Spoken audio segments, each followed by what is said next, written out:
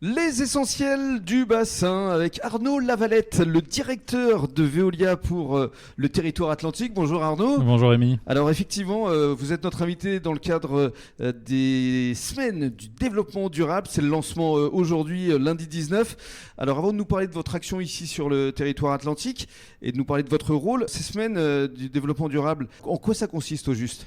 Les semaines de développement durable pour nous, c'est l'occasion de sensibiliser l'ensemble des parties prenantes, la population, les décideurs, aux enjeux de la transformation écologique dont on a pu voir cet été qu'elle était plus que jamais d'actualité. Bien sûr. Donc concrètement, ça se traduit par ce podcast, cher Rémi.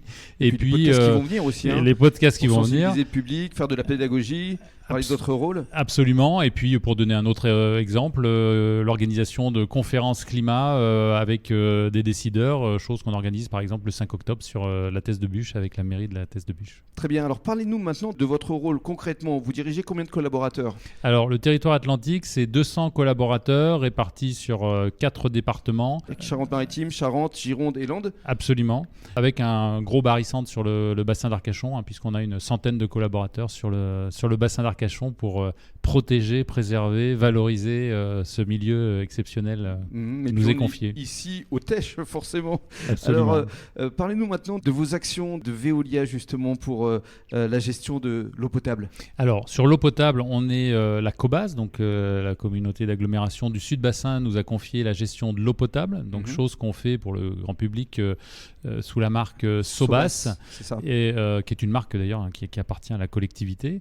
Et donc, on produit, on distribue l'eau potable, l'enjeu étant évidemment d'offrir le meilleur service possible à chacun de nos concitoyens et puis de perdre le moins d'eau possible entre l'usine et le robinet du consommateur, et c'est le cas sur la Cobas, puisqu'on a un rendement de réseau de pratiquement 88% à comparer avec une moyenne nationale qui est légèrement en dessous de 80%. Donc, on va revenir justement sur les enjeux climatiques parce que c'est vrai qu'on vous a vu très présent cet été lors des incendies. D'ailleurs, on s'est croisés, je me souviens, à l'hippodrome de la Teste où était le QG des sapeurs-pompiers. Quel a été votre rôle durant ces incendies ? Alors, des incendies, il y a deux choses. La première, c'est notre métier, fournir de l'eau. Il faut fournir de l'eau à la population et puis fournir de l'eau aux pompiers. On a fourni à un moment donné l'équivalent de 25% de la production d'eau de la Cobas pour la défense incendie.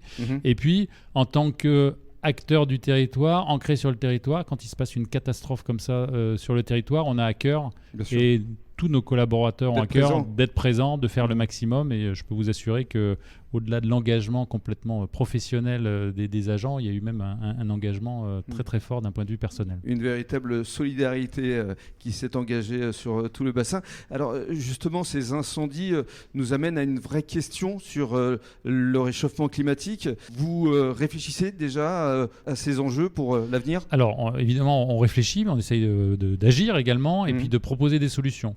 Donc on réfléchit pas tout seul parce que c'est un sujet où on a besoin, encore une fois, d'embarquer l'ensemble des parties prenantes. Donc on a des actions auprès de la population, on en a parlé, pour avoir des éco-gestes. On a tout un tas de campagnes de sensibilisation, notamment des plus jeunes, à travers nos partenariats, à travers les actions qu'on pourra faire en milieu scolaire, juste pour donner un exemple.